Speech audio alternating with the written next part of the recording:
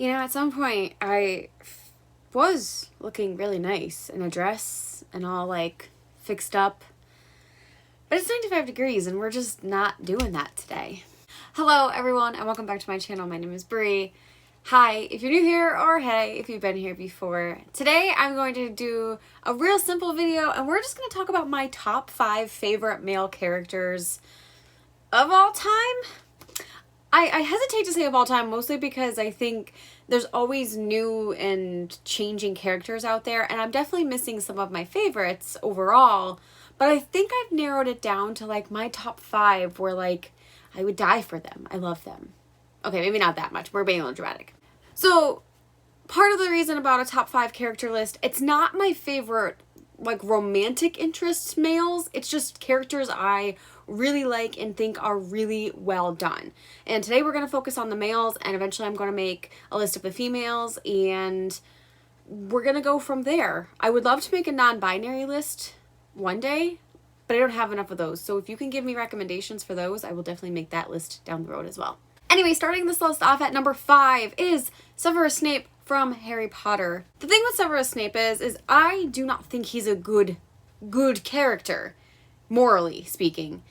But as an arc and as like a whole like person growing through 7 books, Severus Snape's character is so incredibly complex and well done. I do not think Severus Snape is a good person. He pretty much sought revenge on his like foe's child, which is never a good thing. He was always mean and manipulative towards others. However, his intentions tried to be good at some points, but I think it's that whole war of morally grayness that really attracted me to him. He's such a complex and complicated character emotionally, mentally, and just in general.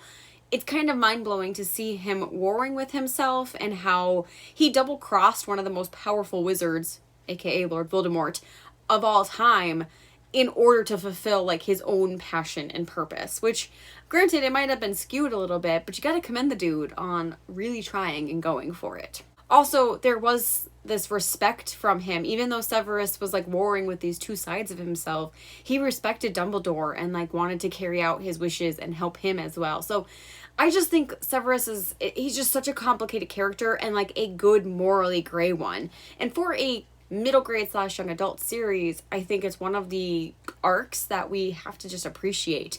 Like I said, I don't really think, his motives ever make him a good person. I know people would be like, oh, Severus, he did it for love. I'm not in that camp, but it's just interesting to see him get there because of it. Because he was so in love with someone and let love blind him that he committed all of these atrocities, essentially. Tortured kids and was not a nice professor in order to get his way. I mean, it's interesting. Coming in at number 4, we have Casbrecker from the Six of Crows duology by Leigh Bardugo. Casbrecker is another one who is morally gray. I might have, well, I guess maybe not all this list. Anyway, Casbrecker is such an interesting character because Six of Crows is about this group of kind of misfits who all have varying skills, and they're all kind of out for one mission, and that is to steal something. So the entire book series, well, at least the first book, is all about a plot to steal from a king, essentially. And Kaz has such a rich backstory with like a lot of psychology thrown in there, and that immediately draws me to characters. Kaz definitely has more of a heart than he lets on, but he will do things that are questionable and possibly illegal if he needs to.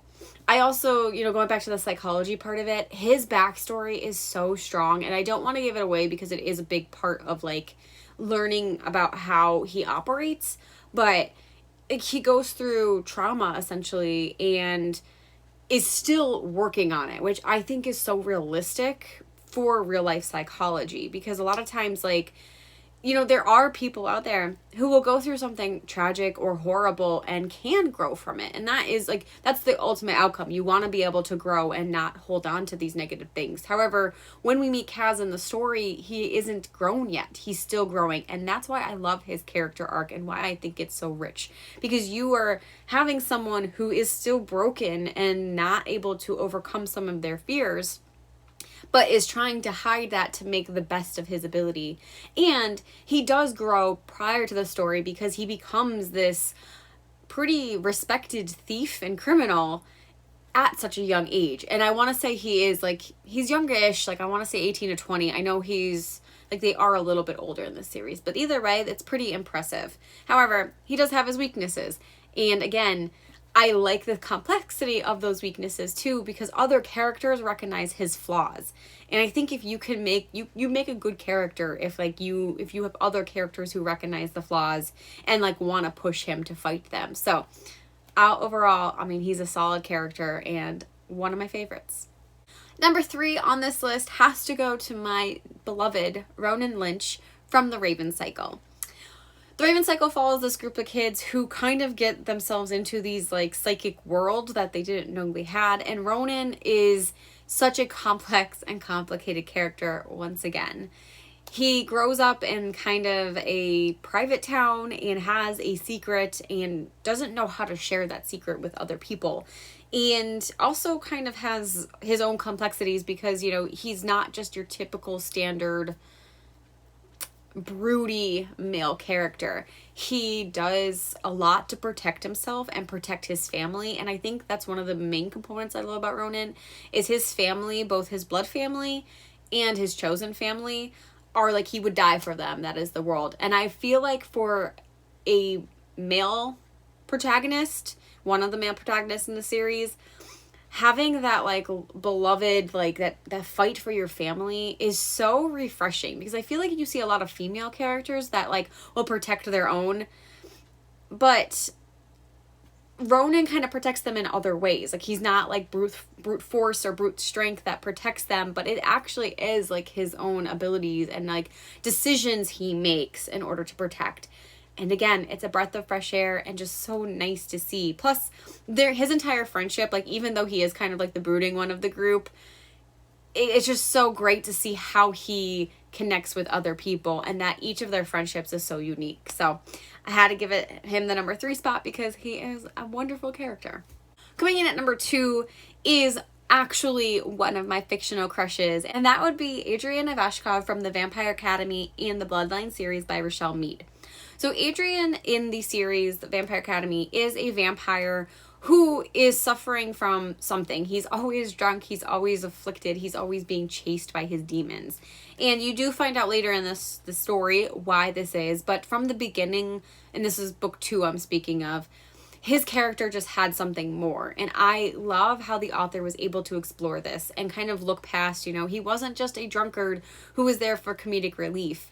Adrian had a lot of depth to him. Again, I look at the psychology of the factor, and he has this continual trying to find relief in negative methods. In this case, he chose drinking, and it didn't suit him either way. But a lot of people, there's this whole addiction factor in his character arc, which I think was done incredibly well. You have the people who just don't understand and will cast him off. You have the people who want to help him.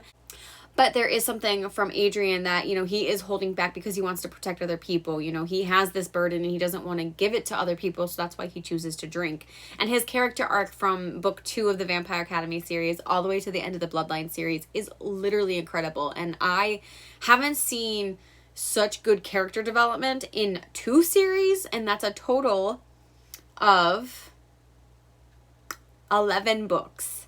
So there's 11 books of this character, and it was generally consistent and growing the entire time, which I think is amazing. I also like to see where he came from being this misunderstood, like everyone thought he was a party boy and had nothing to offer, to actually getting him to a spot where he deserved respect and earned it. So I have to give it to him. He is one of my favorite characters of all time, and he is one of my fictional crushes. However, that's not what this list is about. And in the number one spot, I have to give it to my boy, Aragorn from Lord of the Rings. Aragorn is literally one of my favorite characters ever. And as I get older, I can appreciate him as a person so much more. Aragorn is genuinely a very nice person. Simple as that. He's kind and genuine and wants the best of people. He doesn't want power. He wants to just help others. And he typically won't speak up unless someone is in danger.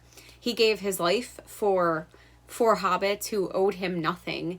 And he helped bring an army to, defeat the masses that were trying to, take back this ring and overcome the world of Middle Earth. And it is like so refreshing to think about, like you can have just a genuinely good character, because I feel like a lot of times in older writing in particular, men, no matter what, like they still had their flaws. Even if it was accepted back in the day, they had flaws. And I think Aragorn does have flaws, but they're not disgusting, to make it simple.